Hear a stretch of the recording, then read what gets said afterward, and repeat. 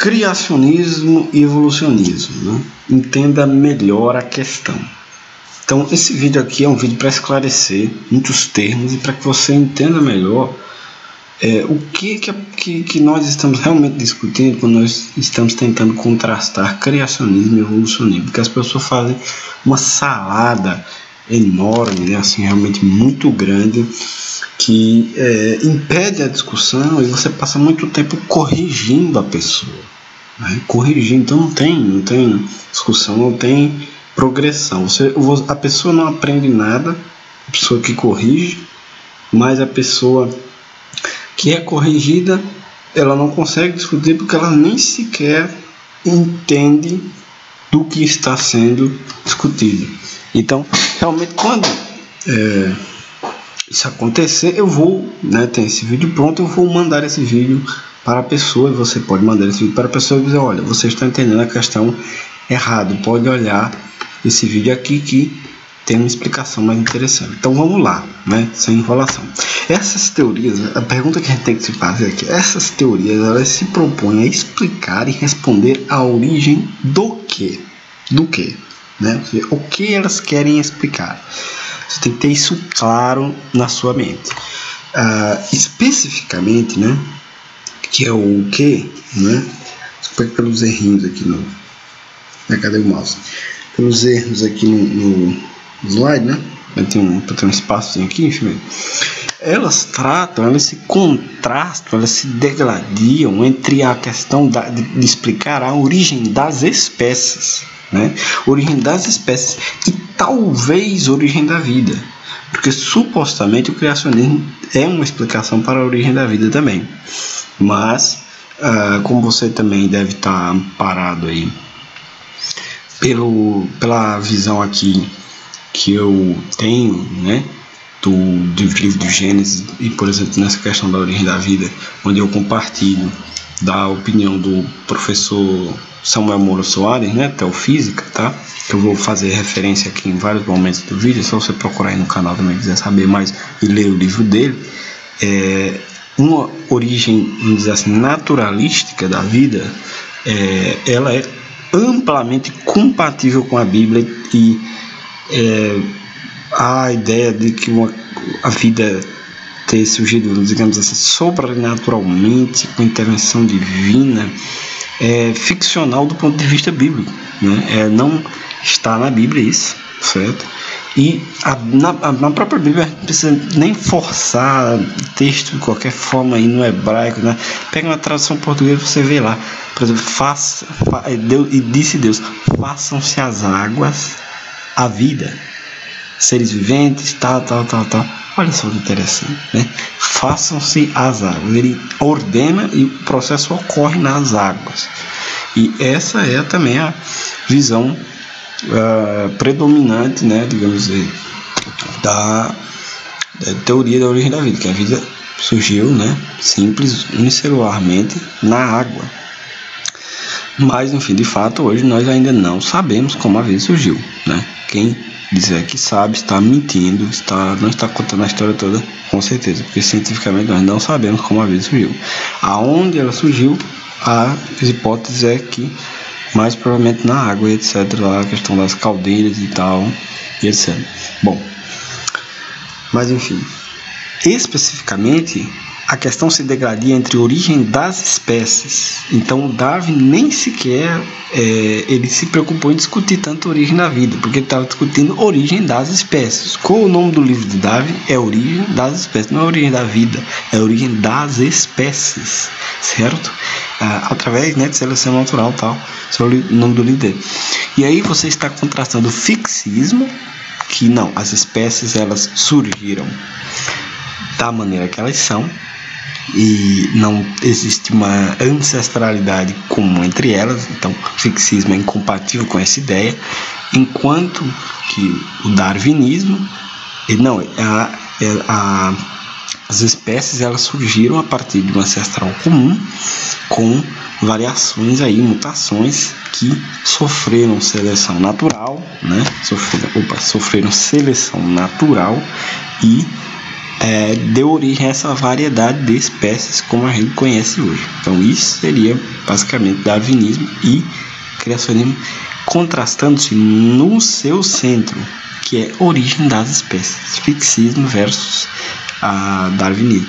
E não, pessoal, Big Bang, vai falar do Big Bang, o Big Bang, o que a evolução tem a ver com nada? Não, enfim, vamos chegar lá, certo? E a questão da origem da vida não faz parte da biologia, por exemplo, né? Não é uma questão que o evolucionista precisa responder, porque ele originalmente tratava da origem das espécies, não da vida. É claro que você precisa de uma vida para se diferir e tal, e etc. Mas a evolução originalmente não surgiu como uma explicação para a origem da vida, né? E nem é uma explicação para a origem da vida. A origem da vida é uma questão geral, né, que as pessoas tentam compreender e que hoje está mais ligada na questão da área da química pré-biótica, ou seja, qual é a ponte entre você tem só compostos químicos aqui, então, né, e como que aquilo vira algo vivo, né? Então pré-biótico, então você tem estágio químico que poderia então já ser algo vivo, então nesse sentido, e uma questão da biologia geral também. Mas enfim, vamos lá. O modelo cosmológico padrão, né, mais conhecido como Big Bang, ele é uma teoria diferente e independente das teorias citadas. Ele é uma teoria de origem do universo. E aqui origem está em itálico e está sublinhado, porque nem é de origem do universo, de evolução do universo e origem do universo observável, ou seja, de onde o universo observável veio, né? Não é nem o Big Bang em si mesmo, a teoria, o modelo cosmológico padrão, ele nem em si mesmo implica no início cósmico. Isso é uma interpretação válida, científica, mas que não faz parte do modelo padrão em si. Existiam então, ou seja, o observável, digamos assim, a expansão do universo, que o universo se expandiu, etc. e tal, há 3,7 bilhões de anos e se tornou como a gente conhece hoje por expansão, etc. e tal. Pronto, isso é um fato. Se aí aquela singularidade é eterna ou não, se ali foi o começo eterno ou não, cosmólogos divergem. Eles têm opiniões diferentes, tá? Uns que defendem que sim, outros poucos que defendem que não. A visão maioritária é que sim, mas ainda há margem de discussão, certo? Então, não é uma teoria de origem do universo, né? Então, o Alan Guth, lá do MIT, né, do Massachusetts Institute of Technology, ele diz a teoria do Big Bang é uma teoria sem bang. Então, ela não se preocupa nem sequer em explicar por que o universo se expandiu. Ela postula a expansão do universo baseada nas evidências lá de George Gamow e tal, e lá da radiação cósmica de fundo, dos desvios para o vermelho das galáxias, etc. Então, tem nada a ver, por exemplo, com o porquê, né? O bang e tal. Então, ele diz, it's a bangless theory, é uma teoria sem bang, esse tipo. Aqui eu tenho uma foto, cadê meu mouse? Tem uma foto de 3 cosmólogos que defendem que o universo se originou aqui no Big Bang, mas tem outros que não acreditam nisso, né? Mas essa não é a opinião predominante, né? E aí, por exemplo, não é porque você aceita o Big Bang, o modelo cosmológico padrão, que tem a ver com a origem do universo, que você automaticamente é um evolucionista e que você tem que aceitar o evolucionismo. Uma coisa simplesmente não tem nada a ver com a outra. Não prova o Big Bang ser verdadeiro, não prova a evolução das espécies, certo? Daria, digamos assim, mais tempo, porque a evolução tal como descrita por Darwin, ela seria um processo que levaria milhões e milhões de anos, um processo muito lento, que precisaria de muito tempo para ocorrer, né? Precisaria de bastante tempo para ocorrer. E um universo que se cria antigamente, né? Supostamente a partir da Bíblia, que também a gente não consegue saber pela Bíblia, não tem absolutamente nada a dizer sobre a idade da Terra, né? A Terra de milhares de anos aparentemente não seria suficiente para criar toda essa variedade que a gente observa. Então existe um problema geológico. Na verdade, até por Darwin conversar com geólogos que desconfiavam que a Terra fosse muito mais antiga que a evolução para ele. Então essa ideia de variabilidade, né, e mutabilidade, etc., e lenta e gradual, se tornou mais crível, né, mais plausível e tal, inicialmente ali nos seus primeiros meditações e insights sobre isso. Enfim, mas uma coisa não implica a outra. Então eu posso, por exemplo, crer no Big Bang, mas não crer na evolução, porque não tem nada a ver uma coisa com a outra, né? Aqui, beleza. Então existe, por exemplo, o que a gente chama de criacionismo da Terra antiga, ou criacionismo progressivo, e também algumas vertentes do design inteligente, né? Que normalmente eu não vejo. Na verdade, existem designers inteligentes, criacionistas progressivos e criacionistas da Terra jovem, que o universo tem 3 bilhões de anos, mas a Terra teria surgido há 6 mil anos e que Deus teria criado instantaneamente todas as espécies no planeta Terra e tal, e tudo aconteceria ali supostamente, literalmente, como Gênesis disse, né? Se é que Gênesis diz realmente isso, e tal. Pronto. Qual é o problema com isso? Qual é a dificuldade de interpretação disso? Nenhuma. É plenamente possível, né? Você fala, mas por que Deus usou tanto daquele tempo que não usou? Bom, simplesmente não sabemos, Deus simplesmente não usou. Né? Isso prova alguma coisa, isso prova que Deus não existe, isso prova que isso não faz sentido, não prova, não tem nada a ver. Tempo é um recurso para Deus que ele tem de sobra, por ser eterno, infinito, etc. Mas enfim. Então existem esses criacionistas progressistas, tá? E na verdade até muitos deles já têm visões mais sofisticadas. Então você não pode dizer que existe o criacionismo da Terra antiga, porque existem criacionismos da Terra antiga. Só que infelizmente em português a gente tem pouco disso aqui divulgado, infelizmente. Só vou deixar aqui algumas recomendações, que é o blog, né, se eu não me engano está no ar, tomara, em português, que é o blog Olhar Unificado, né, sobre criacionismo progressivo, onde o autor, que é o senhor Felipe Forte, ele é criacionista progressivo e lá traz vários artigos da visão criacionista progressiva também, sobre o Gênesis e etc, evolução, etc. O portal mais conhecido lá nos States, né, é o Reason to Believe, do astrônomo da Caltech, Hugh Ross, né? Um cientista renomado, Hugh Ross, que é a criacionista progressiva e tem, na verdade, todo o ministério formado por vários outros cientistas que são biólogos, são paleontólogos, são geneticistas e tal, e que trabalham nessa coisa, trabalham no criacionismo progressivo e tem um site, então procure aí o Reason to Believe, e estude lá o criacionismo da Terra antiga dele, tá? Reason to Believe, né? Razões para crer, Ministério de Razões para crer. Bom, inclusive até saiu um debate entre, se não me engano, Ken Ham e um representante da Reason to Believe sobre a idade da Terra no programa Unbelievable, né? Lá do Justin. Não vou me lembrar do nome dele, do sobrenome dele agora, mas do Justin, lá da Premier Christian Radio, né?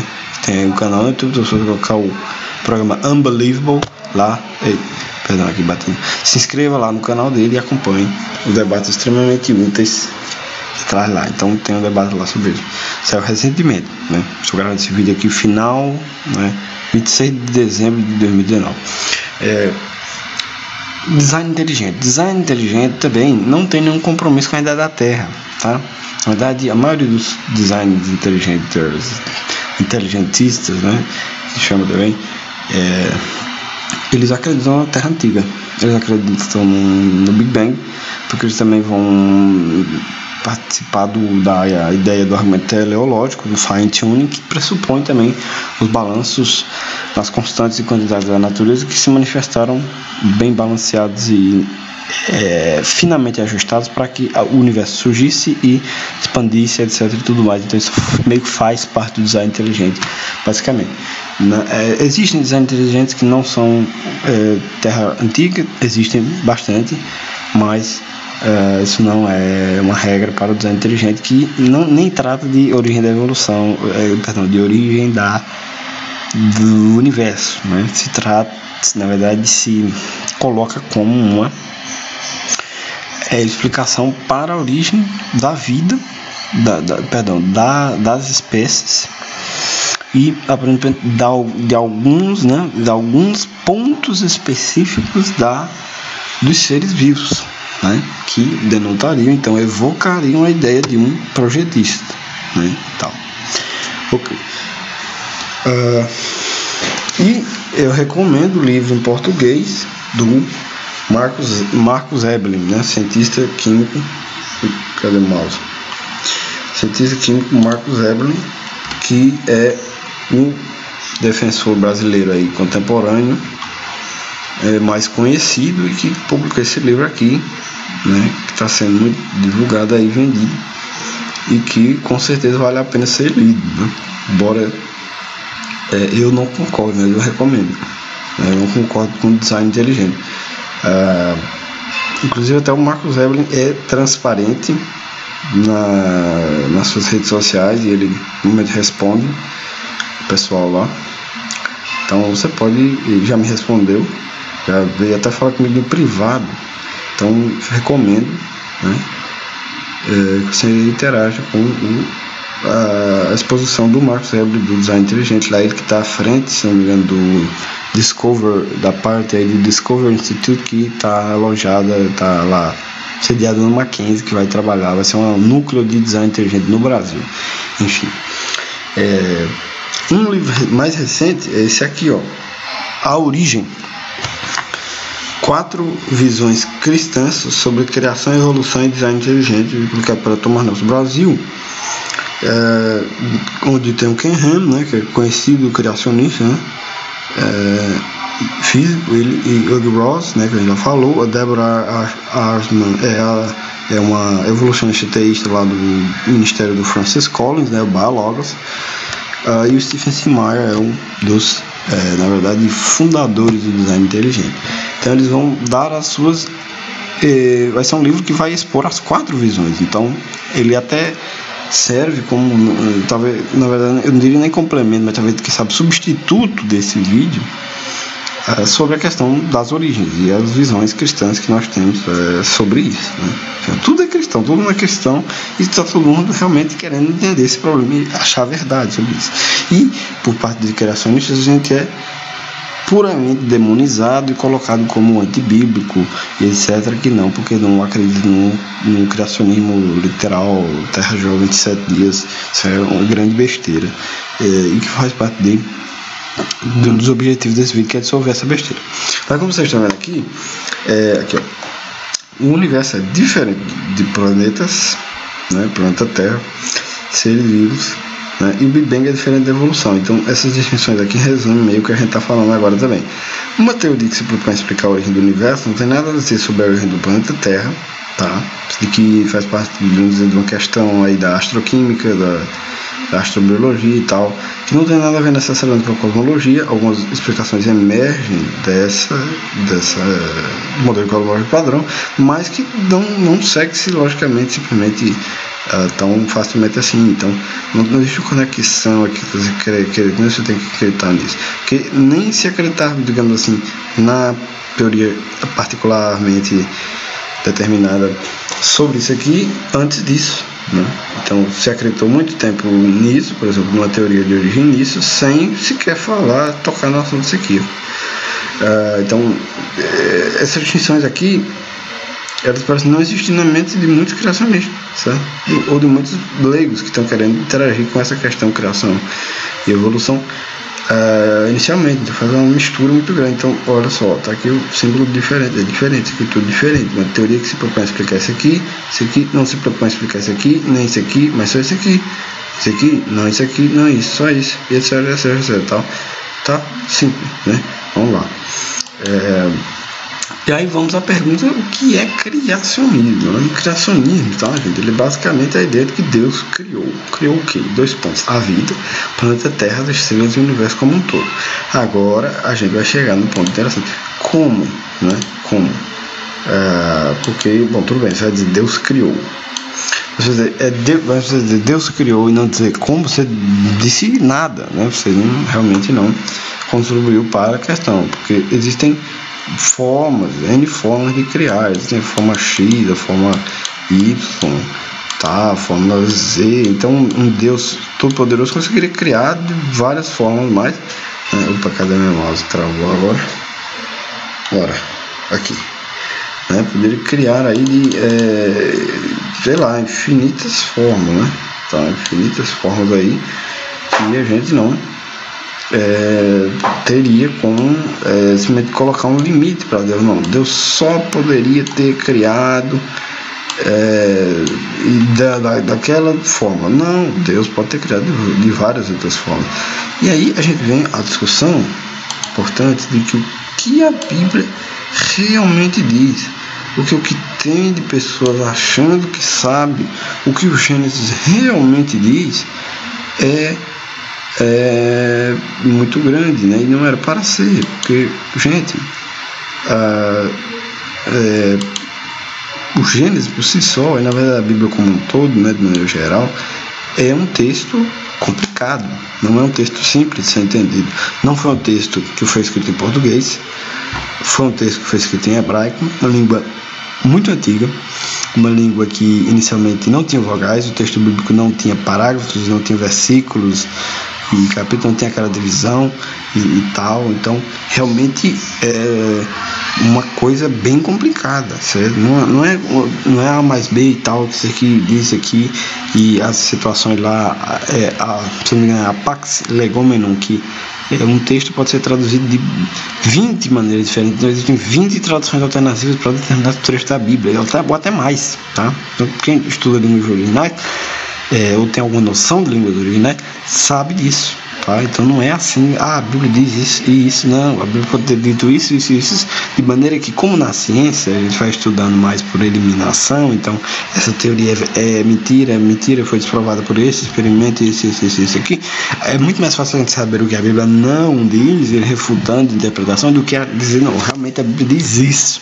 Bom, eu sei que a Bíblia não diz isso, nem isso. Agora, o que ela diz, eu não posso dizer ao certo no momento, até nesse sentido. Então, gente, que ao longo da história, e que muitas pessoas infelizmente não sabem disso, é que Gênesis 1 e 2 e 3 causou muita controvérsia, especificamente Gênesis 1 e 2, causou muita controvérsia na história da igreja, da teologia. A Bíblia vem sendo estudada há 2000 anos, ela não começou a ser estudada ontem, tá? Na verdade é um pouco mais do que isso, né? Mas enfim, falando em termos de estudiosos cristãos, há basicamente 2000 anos, e muitas pessoas refletiram, estudaram, muitas pessoas muito mais inteligentes do que eu e você refletiram sobre esse texto e chegaram a conclusões interessantes que eram contraditórias entre si. E a gente então vai se perguntar o que esse texto está realmente dizendo, e não simplesmente pegar essa mera impressão ali, né, porca, e ele fez uma leitura ali rápida e diz, não, isso aqui que diz o texto. Ora, não dá para ser assim, não tem conhecimento assim, não tem achismo, tem a opinião. E quem quer conhecimento não quer opinião, ele quer conhecimento. Quem quer dar palpite, não, que dê, mas que deixe, então não atrapalhe as pessoas que estão procurando conhecimento, estão procurando a verdade sobre o texto, certo? Então vamos lá, o que a Bíblia realmente diz é relativamente bem controverso nesse sentido, certo? Então Gênesis, o que é que significa criou os céus e a terra? Céus, o que é céus? Existe uma lacuna entre Gênesis 1, versículo 1 e versículo 2? Existe ou não? O hebraico dá margem para isso? Dá ou não dá? Não sei o que, tal, teoria da lacuna, não sei o que, tal. Aí chega lá e vai, que é terra, então existe uma palavra diferente para terra, que tal, que era a luz em Gênesis 1? Um vai dizer que é isso, aquilo, que é não sei o que, tal, e etc. Aí vai chegar, Gênesis 2 estava na Bíblia, Gênesis 2. Existem 2 relatos da criação no Gênesis, capítulo 1 é um relato, capítulo 2 é outro relato, que existe contradição, o 2 foi escrito posteriormente, existe, não existe, ou um resume outro, não, que sabe, então, tal, como é que faz isso aqui, tal, o homem foi criado no capítulo 1 e no capítulo 2 de novo, quando essas coisas. Então, olha, gente, isso ilustra, né, o nosso conhecimento limitado a respeito do livro de Gênesis. Então, você não pode taxar ninguém de liberal e fulano de tal, que não acredita mais na Bíblia, por causa que a gente está tentando entender o que Gênesis realmente quer dizer, tá? Então, por favor, nós estudiosos da Bíblia que estamos se propondo a estudar o texto, né, temos que respeitar as divergências. É claro que existem opiniões que são fora do nexo, e essas você tem que criticar, mas a opinião, e não demonizar a pessoa e impedir que ela, por exemplo, faça parte da discussão, etc. E tal, que ela seja ouvida, né? Então, é muito complicado você abordar esse assunto.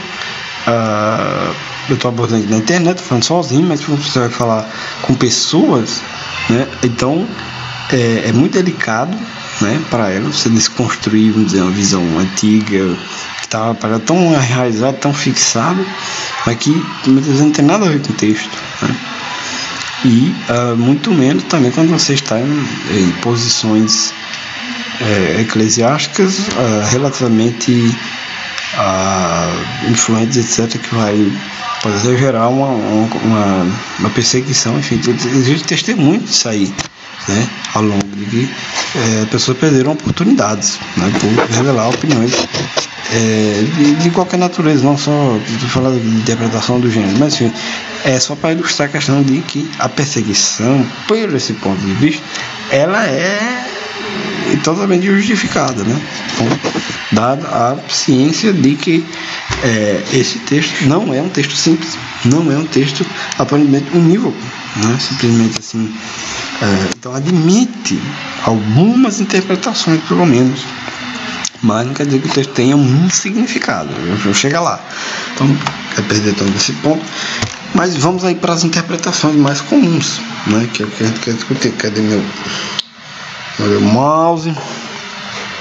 Olha aí. Aqui. Deixa eu pegar esse laser. Aqui. Então, criacionismo da Terra jovem. É o bíblico, né, que chama. Então, essa nomenclatura exportada, né, pelo Adalto Lourenço aqui no Brasil, já é uma nomenclatura um tanto tendenciosa, porque está dizendo, né, de certa forma, que as outras visões não seriam bíblicas, mas é porque ele chama, né, como também o Adalto importou o design inteligente para cá em muitas das suas palestras, ele chama de criacionismo científico, né? Então o que o Adalto chama de criacionismo científico é o design inteligente. Mas então ele chama o criacionismo da Terra antiga, da Terra jovem, né? Young Earth Creationist lá nos Estados Unidos, né? Que foi onde também o Adalto se formou. Ele faz o contraste entre criacionismo bíblico e criacionismo científico, mas ele está falando, vamos dizer assim, internacionalmente, de criacionismo da Terra jovem e design inteligente, tá? Então é nesse sentido que a gente deveria, eu acredito que seja mais proveitoso definir, né, usar essa terminologia para as interpretações.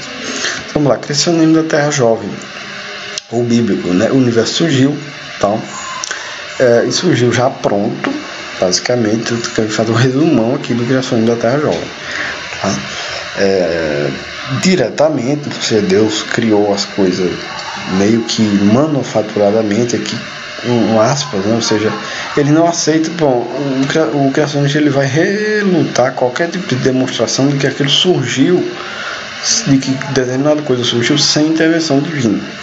Então, nesse sentido que eu digo manufaturadamente, tá? É isso que também fica implícito em muitas coisas que eles dizem, tá? Em 6 dias de 24 horas, então eles interpretam os dias de Gênesis como um período de 24 horas, uma semana de 24 horas, tá? Então Deus criou o mundo em 6 dias, tá? As espécies já foram criadas prontas, né? Imutáveis, fixíssimas, né? Elas, mesmo que também, vamos dizer, elas possam variar, e eles vão dizer que isso é microevolução, né? Tal, adaptação e tal, elas tinham ancestrais comuns que foram criados daquela forma, né? Eles não vieram de algo que não era aquilo, né? Os seres vivos não. O fixismo contrasta justamente a ideia de ancestral comum de todos os aspectos. Bom, do barro, tá? Do barro. O homem foi criado do barro, certo? Literalmente, do barro. Gênesis detalhando Gênesis 1, né? Gênesis 2. Então essa é basicamente a visão que muitos criacionistas têm entre Gênesis 1 e 2. Todos eram vegetarianos, ou seja, Deus deu lá a erva do campo para que todos os seres comessem, incluindo o ser humano. Então, não havia predatismo, né? Não havia predadores, etc. Na interpretação criacionista, todas as espécies coexistiam. Então, você tem dinossauros vivendo com o ser humano. Isso é defendido pelo criacionismo. Adão e Eva foram o primeiro e único casal na época, então não teve nenhum ser humano contemporâneo a Adão, nem pré-adâmico. A Terra e o Universo teriam no máximo alguns milhares de anos, né? Segundo a Bíblia, que supostamente diria isso, e todo o Gênesis é basicamente 100% literal. Salvo também que eles não vão interpretar a criação do Sol no quarto dia, né? Se eu não me engano, alguns deles também vão aceitar isso de alguma maneira, e que as plantas existiam antes do Sol também e tal, enfim. Bom, aqui também eu coloco uma crítica aqui também, né? Salvo Gênesis 3, né? Que eles acreditam que era uma serpente, né? Não era, eu acredito que era Satanás, né? Como era Satanás, aí a gente vai ter meio divergir, mas eles não acreditam que era uma serpente falante, um animal que estava lá, que não havia nada por trás da serpente, etc. E tal. Então eu não vou interpretar isso literalmente, né? Curiosamente, ingênuo. A parte do Sol ser criado no quarto dia também, como eu citei, acabei adiantando aqui. Bom, então, de outra forma, temos de outra forma de dizer, Deus temos a criação da Terra antiga ou progressiva. O Big Bang é Gênesis 1:1, né? O princípio criou Deus os céus e a Terra é a expressão contemporânea para o universo, não sei tudo que existe, e bilhões de anos é compatível com a Bíblia. Tá? Porque, bom, a Bíblia não tem nada a dizer sobre a idade da Terra, e os dias de Gênesis não são literais de 24 horas, ou seja, provas que tem um vídeo aí no canal sobre isso. Vou estar deixando no card aí agora, né? Espero lembrar. Se você está vendo e não tem agora, aguarde, olhe nos comentários aí também, ou procure no canal. É resultado da ordenança de Deus, ou seja, normalmente eles não vão defender que coisa foi manufaturada, né? E como você tem lá no texto aí, disse Deus, faça-se aquilo, vai lá e se cria, né? A origem, e claro, não instantaneamente. Então, a ideia criacionista é que as coisas foram criadas instantaneamente. Então, Deus falou isso, foi pau, aquilo ali se formou. E para os criacionistas progressivos, né, a gente não vê esse ponto, né? Não se vê esse ponto. Deus diz, forma-se aquilo, e a gente não tem que presumir nenhum período instantâneo para aquilo, não, tá? Não está no texto. A origem da Terra também, mas todas as espécies foram criadas prontas na Terra, fixismo, então, mas também isso aqui não é tão simples, porque existem criacionistas progressivos que acreditam em ancestralidade comum também. Adão e Eva, primeiro e único casal, etc. Gênesis é literal, eu estaria aspas aqui, porque enfim, literal, dizer que Gênesis é literal também não significa tanta coisa, porque ninguém acredita que Gênesis é 100% literal, ninguém, né? Aí a gente chega, né? Acredito que o vídeo já está bem longo, então eu vou correr um pouco aqui. Criacionismo evolutivo ou evolucionismo teísta, que até pressupõe que o evolucionismo por si só é ateísta, mas ele não tem nada a ver com Deus. Ele explica, busca se explicar origem de espécie, né? Já por uma pressuposição cultural de que evolucionismo implica ateísmo, que nunca foi verdade, eu coloquei o teísta entre aspas. Então, basicamente, existem duas maneiras, dois grupos de vários criacionismos evolutivos ou evolucionistas teístas. Um é o concordismo, né, o literalismo, faltaria aspas aqui. Outro é o misticismo, poetismo. Tá? Que o concordismo ele vai tentar ler a cosmologia, ele vai tentar ler a evolução, a lei, como compatível com Gênesis. Tá? Se é possível, bom, em tese, né, por que não? E, na verdade, é possível sim demonstrar. Então, eu tenho aí o exemplo, divulgando aqui no canal, a visão do professor Samuel Moura Soares, Teofísica, tá? Que tá aparecendo aí o card. E veja lá nossa live e leia o livro do Samuel Moura Soares para saber mais. A Bíblia confirmando não só a visão da biologia evolutiva da vida, mas também cosmologia e tal, um apanhado geral de Gênesis, texto por texto e tal, como sendo literal e certo, concordando, completamente harmônico com a modelo cosmológico padrão, a darwinismo, né, tal, compatível. Então, o concordista, em resumo, ele vai tentar unir a narrativa científica com a narrativa bíblica, que ele considera, né, numa boa porcentagem literal, né, literal, tá. O misticista, né, ou eu até deveria tirar esse S aqui, eu tiraria hoje, com esse slide há um tempo atrás, talvez um ano, porque esse slide está aqui no computador, que eu adio esse vídeo. Mas enfim, o miticista, né, que vai dizer que o gênero literário do Gênesis é um mito, né, de criação, e que não teria propósito de narrar a origem das coisas mesmo, etc., ou que seria puramente também simbólico, em outra perspectiva, né, poético e tal, e simbólico, não é história, não se propõe a ser história o texto ali. Ele vai dizer que o texto não trata das coisas que as pessoas acreditam que ele trata como um narrativo de origem das coisas. Então, simplesmente não existe contradição entre evolução, porque o texto não trata disso. O propósito do texto é outro. O propósito do texto seria apenas comunicar que Deus era Senhor de tudo e etc e tal, e outras variações desse pensamento que para mim é amplamente problemático e é errado. Por isso eu nem quero também me ater muito nele aqui, para não tomar muito tempo, porque existem muitas críticas, né, que também são saturadas, que todo mundo já sabe, visão problemática com esse problema aqui. Bom, deixa eu continuar, né? E aí depois eu me norteio mais nos comentários aqui. A evolução sozinha, mutação em seleção natural, foi o método usado por Deus para criar a diversidade de espécies. Se crê que as participações especiais de alguns aspectos da vida, como a informação do DNA, o flagelos bacterianos, foram criados prontos e sobrenaturalmente por Deus, isso aí vira design inteligente. Então até existem inteligentes que acreditam em ancestral comum. Mutações de seleção natural trouxeram a existência de algumas espécies. Tá? Vou continuar aqui.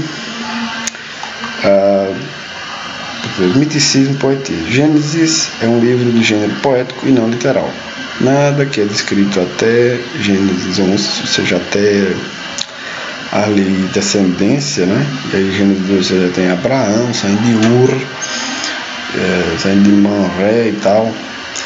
Até Gênesis 11 não é uma narrativa histórica, tem um significado meramente teológico e teleológico, mas nenhum histórico. Então essa é a visão miticismo, poetismo, tá? E aí muitos deles também argumentam de uma forma similar, por exemplo, olha aqui os paralelos entre o relato de Gênesis e outros relatos lá do Antigo Oriente, do egípcio, sumério, acádio, sírio, babilônico, e aqui isso demonstra que os judeus, eles pegaram emprestado alguns conceitos para pensar o seu Deus e tal, foi pelo menos assim. Esses paralelos, tá, gente, existem, né? Isso é inegável. Recomendo muito a Bíblia Arqueológica sobre o estudo desses paralelos, e o livro Arqueologia Bíblica do Thompson, alguma coisa e tal, que tem um prefácio do F.F. Bruce. Enfim. E também assisto o programa do Rodrigo Silva, Evidências e tal, já aprende muito sobre história e arqueologia lá. Enfim, esses paralelos existem. Agora, a explicação para esses paralelos aqui não necessariamente é a deles, que pegou emprestado, porque também existe uma explicação paralela de que esses paralelos, eles têm uma origem comum, uma narrativa comum, que vamos dizer assim, floreada por cada povo, mas que existe uma narrativa comum que aconteceu e tal, que, enfim, foi ali adaptado por cada povo, etc e tal. Mas como você estabelece que a hebreia é a mais correta, aí já é outros 500, tá? Enfim. Então, esse aqui é um miticismo poetivo, tá problemático, acho que todo mundo já percebe isso, mas existem defensores, muitos, né? Inclusive essa é a visão oficial, basicamente, lá da ABC2, a Associação dos Cristãos na Ciência, a Associação Brasileira de Cristãos na Ciência, que traduziu vários livros, né, americanos, de estudiosos americanos, como John Walton, sobre esse assunto, expondo a sua visão disso, e que tem argumentos complexos, problemáticos, complexos e interessantes, mas que para mim é realmente problemático. E a única saída, se estabelecido de fato que o modelo cosmológico padrão é verdade, que aí eu não tenho dúvida nenhuma, mas que a evolução é 100% verdadeira e etc e tal, que na verdade tem muitos pontos que não foram provados e etc, e outros pontos que foram provados que são compatíveis e etc, e uma discussão muito grande e etc, em vários pontos que a teoria está sofrendo uma grande revisão em outros pontos etc e tal. Então a única saída seria basicamente o literalismo concordista, né, concordista. A Bíblia fala do Big Bang, da origem da... A Bíblia literalmente fala, é isso que o concordista acredita, fala do Big Bang, da origem da Terra, depois do Sol, da origem da Terra depois do Sol. Então presta atenção na ordem, a Terra depois do Sol. A Bíblia aparentemente diz que... Não, na verdade é o contrário, a origem do Sol depois... A origem da Terra depois do Sol mesmo, né? Porque o Sol, ele surgiu primeiro do que a Terra. Mas, aparentemente, a Bíblia diz o contrário. Mas será que ela diz isso mesmo? Então, com isso aí, o criacionismo evolutivo ou concordismo aí, por exemplo, do professor Samuel Morações aí, que está no caso, já falei, da escala evolutiva e da ancestralidade dos seres vivos. E tudo ocorre em Gênesis 1, 2, 3, é literal histórico. Adão e Eva existiram e foram ou não o primeiro casal de homo sapiens solitário ou não na Terra. Então esse ponto aqui é um ponto em aberto. Porque, por exemplo, sobre o Samuel Morações entende que em Gênesis 1 há uma criação da humanidade lá, e, por exemplo, o homo sapiens surgiu na África, e depois ele se estabelece lá na Crescente Fértil, na Mesopotâmia e tal. Ou seja, Deus criou o homem e depois o pôs ali no seu jardim que ele plantou. Então o homem foi se estabelecer lá onde provavelmente seria o Éden, a gente não sabe, né? Enfim, e tal, e começa a interagir espiritualmente, e o seu plano só ali em Gênesis 2, que seria a narrativa de Gênesis 2, que é diferente da origem da humanidade como um todo, aqui da espécie humana já em Gênesis 1, mas o tratamento de Deus com um casal específico, que não seria o primeiro, seria ou não de um específico homo sapiens e tal, etc. Deus vai começar a executar o seu plano ali e tal, né? Perguntas aqui, claro, só esse aqui, o Gênesis 1, 2, 3 já suscita trocentas questões, como por exemplo, existiu uma civilização pré-adâmica, existem seres humanos contemporâneos a Adão fora do Éden, quem era a mulher de Caim, tal, então isso aí, muita discussão. Você vê como uma coisa não é tão simples assim, então vamos lá. O que o vídeo já está enorme, aí acabou. Pois é, pessoal, então é isso. Espero ter esclarecido muita coisa, ter distinções aqui, criação e evolução, entenda melhor a questão, para que você entenda melhor a questão, o que a gente está discutindo, então que a gente possa continuar aprendendo mais, né, e somando cada um nas conclusões dos outros, para que a gente venha um conhecimento saudável da Bíblia, né, e da ciência que as duas estão dizendo, os que estão realmente dizendo que realmente está provado, que realmente está estabelecido e discutindo, buscando a verdade sobre o texto bíblico, né? E que Deus abençoe nossos estudos, nos guie, nos dê graça e abençoe, e contribui nos comentários. Se você tem alguma crítica, etc., sugestão, link e tal, comente aí. Deus abençoe e até a próxima.